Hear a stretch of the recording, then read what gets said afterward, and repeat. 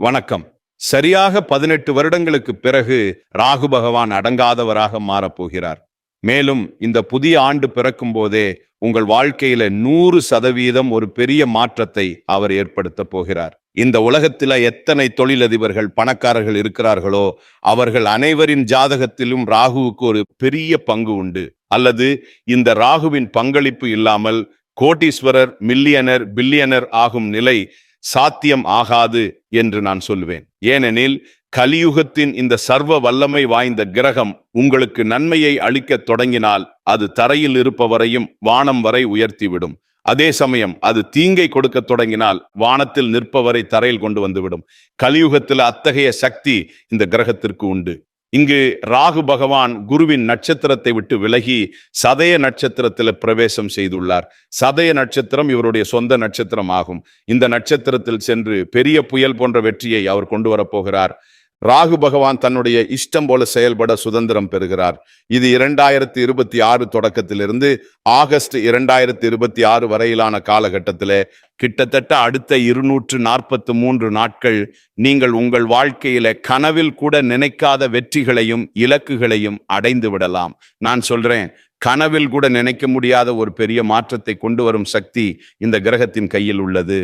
ராகு பகவான் முதலில் தன்னுடைய பரம நண்பரான சனி பகவானின் ராசியில் சஞ்சரிக்கிறார். இரண்டாவதாக குருவின் நட்சத்திரத்திலிருந்து விலகி அவர் சுய நட்சத்திரத்தில் பிரவேசம் செய்துள்ளார்.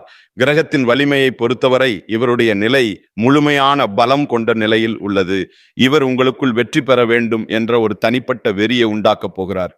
வேண்டும் என்றால் வேண்டும் என்ற மனப்பான்மையை உருவாக்குவார். உங்களுக்கு உங்கள் விருப்பம் ஒன்றை நிறைவேற்ற வேண்டும், வாழ்க்கையில நிறைய பணம் சம்பாதிக்க வேண்டும், உங்களுடைய கனவு ஒன்றை நிறைவேற்ற முடியாமல் நீங்கள் யோசித்துக் கொண்டிருக்கிறீர்கள். எனக்கு இது வேண்டும் என்றால் வேண்டும் என்று கட்டாயப்படுத்தும் ஒரு வெறியை உங்களுக்குள் ஏற்படுத்த போகிறார். இது வெறும் வெறி மட்டும் அல்ல.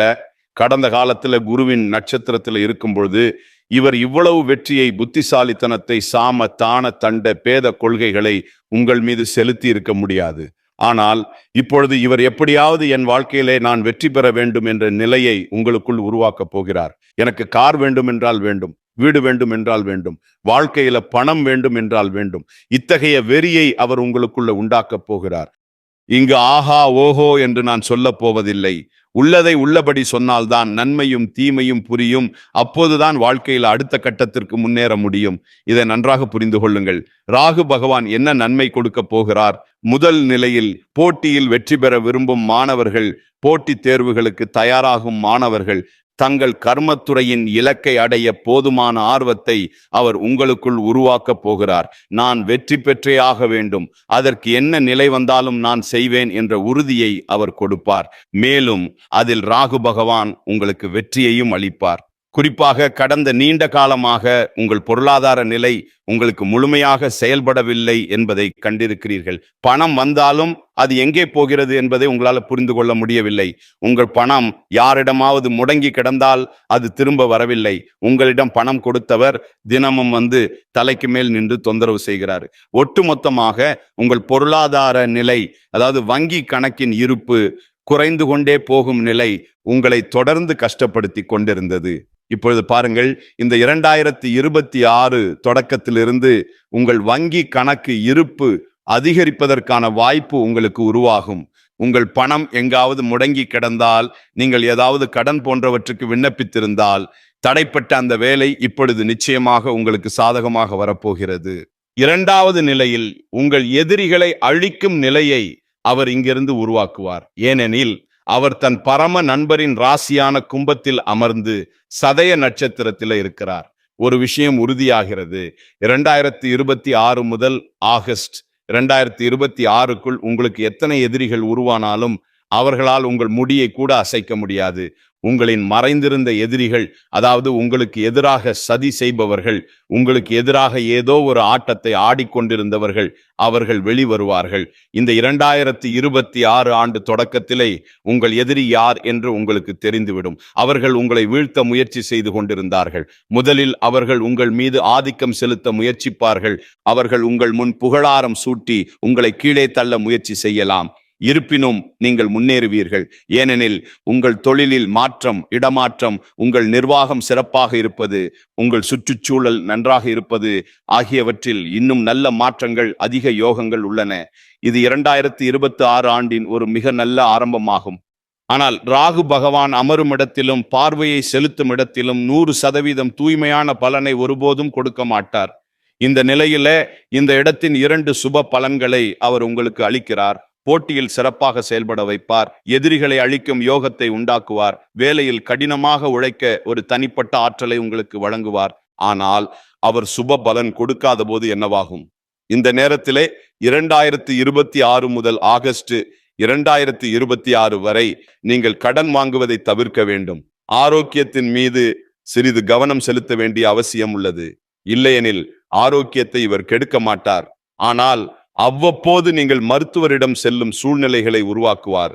மேலும் மருத்துவ செலவுகளை அவர் உங்களுக்கு ஏற்படுத்தி கொண்டே இருப்பார்.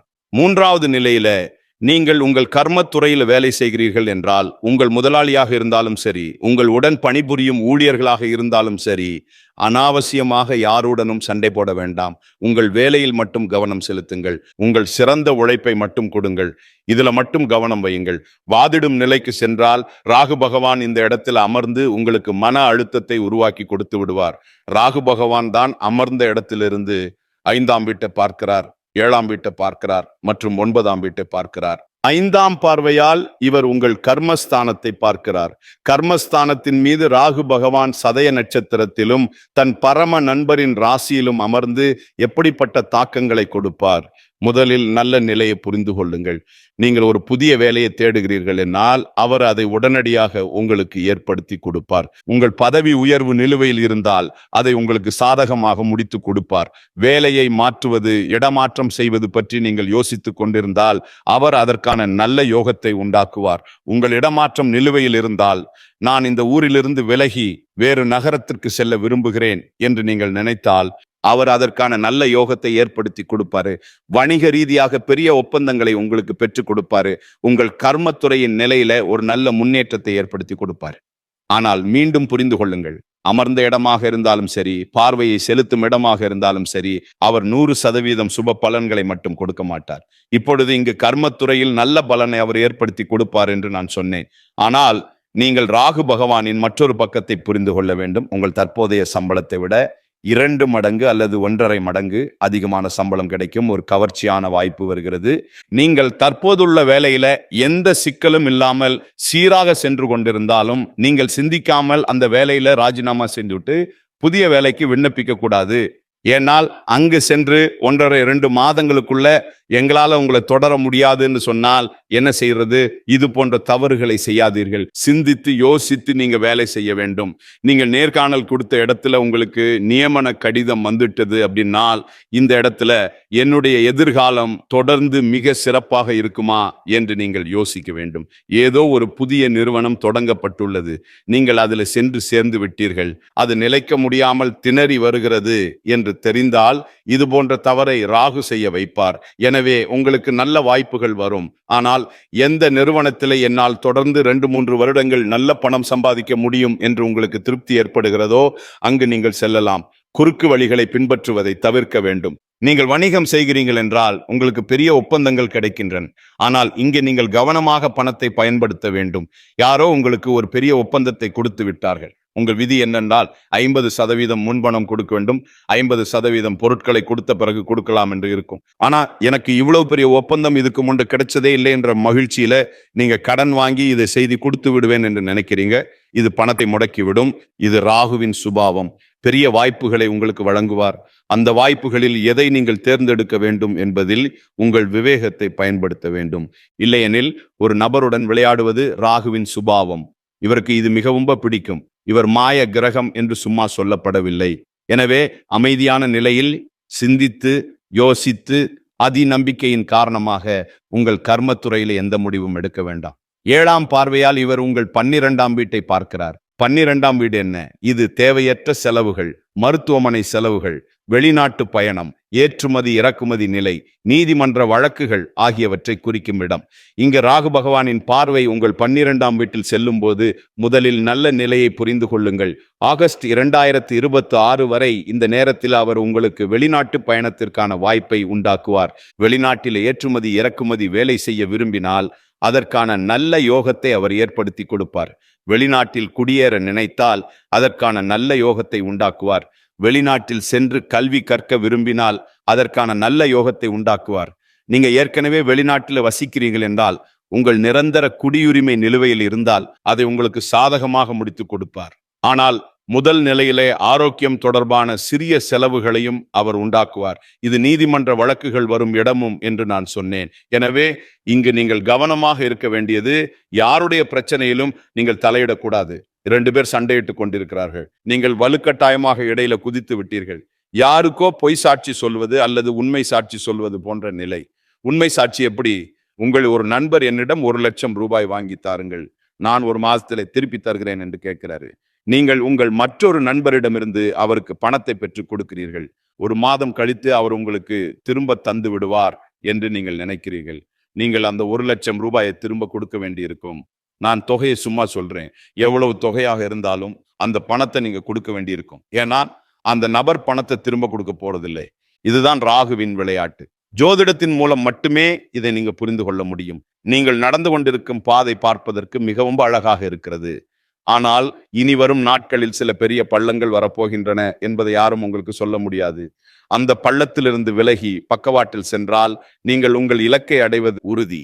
இல்லையெனில் அதி நம்பிக்கையின் காரணமாக அல்லது ராகுவின் மாய வலையில் சிக்கி அந்த பள்ளத்தில் விழுந்தால் நிச்சயமாக நஷ்டம் ஏற்படும் என்பதும் உறுதி. 9ஆம் பார்வையால் இவர் உங்கள் தனஸ்தானத்தை பார்ப்பார். இங்கு உங்களுக்கு எப்படிப்பட்ட யோகத்தை உண்டாக்குவாரு? உங்கள் பேச்சில் அத்தகைய கூர்மையை கொடுப்பாரு. புத்திசாலித்தனம், சாதுரியம் ஆகியவற்றின் திறமையால் நீங்கள் உங்கள் நின்று போன காரியத்தை கூட உங்களுக்கு சாதகமாக மாற்றி கொடுக்கலாம்.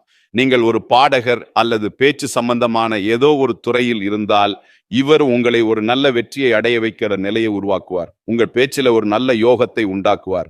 இத்துடன் குடும்பத்தில புகழ், மதிப்பு, கௌரவம் ஆகியவற்றின் நிலையையும் மிக நன்றாக உருவாக்கி கொடுப்பார். இது தனம், செல்வம் வரும் இடமும் கூட செல்வத்தின் நிலையை நிலைப்படுத்துவார். உங்க வாழ்க்கையில திடீரென்று உங்களுக்கு ஏதேனும் ஒரு பணம் வரக்கூடிய யோகத்தையும் உருவாக்குவார். ஆனால் முன்பு சொன்னது போல நீங்கள் சில விஷயங்களில் கவனமாக இருக்க வேண்டும். எனவே நீங்கள் யாரிடமாவது பண பரிவர்த்தனை செய்கிறீர்கள் என்றால் அங்கு நீங்கள் 3 முறை யோசிக்க வேண்டும். யாரோ உங்களுக்கு ஆசை காட்ட முயற்சி செய்கிறார்கள். நீங்கள் எனக்கு உங்கள் பணத்தை கொடுங்கள், நான் 10% வட்டிக்கு திரும்ப தருகிறேன், என் வேலையில நீங்க பணத்தை போடுங்க, என் கூட கூட்டணி நிலைமையை உருவாக்குங்க, நான் வேலை செய்கிறேன் என்று சொன்னால் இந்த நிலையில சிக்க வேண்டாம். இந்த சிறிய விஷயங்களில் ஒரு நபர் சிக்கும் போது இப்போது உங்களுக்கு கேட்கறதுக்கு ரொம்ப சாதாரணமாக இருக்கலாம். ஆனா இந்த ஒரு விஷயத்துல சிக்கியவருக்கு தான் தெரியும் அந்த பிரச்சனையிலிருந்து அவர் எப்படி வெளிவந்திருப்பார் என்று. கை கால் உழைப்பையும் மன அழுத்தத்தையும், டென்ஷன், மனச்சோர்வு ஆகியவற்றை வரவழைத்து விடும். இந்த சிறிய விஷயங்கள்ல நீங்க சிக்கும் போது, இந்த பிரச்சனைகளில் சிக்கும் நிலை வரும்போது, யாராவது உங்களுக்கு ஆசை காட்ட முயற்சி செய்தால் ராகு பகவான் உங்களை சுற்றி வளைக்க முயற்சி செய்கிறார் என்று உடனடியாக புரிந்து கொள்ள வேண்டும். அந்த சூழலில் இருந்து 2 அடி பின்னால் வந்து நின்றால் நீங்கள் வெற்றி பெற யாராலும் தடுக்க முடியாது. இத்துடன் ஒரு சிறிய பரிகாரத்தையும் சொல்கிறேன். சனிக்கிழமை அன்று அருகில் உள்ள சிவன் கோவிலுக்கு சென்று வாருங்கள். இது ராகுவின் எதிர்மறை நிலையை முடிவுக்கு கொண்டு வந்து உங்கள் வாழ்க்கையில் நேர்மறை நிலையை பிரவேசம் செய்யும். நான் கொடுத்த இந்த தகவல் உங்களுக்கு பிடித்திருக்கும் என்று நம்புகிறேன். நாளை மீண்டும் ஒரு புதிய தகவலுடன் உங்களை சந்திக்கிறேன். அதுவரைக்கும் வணக்கம்.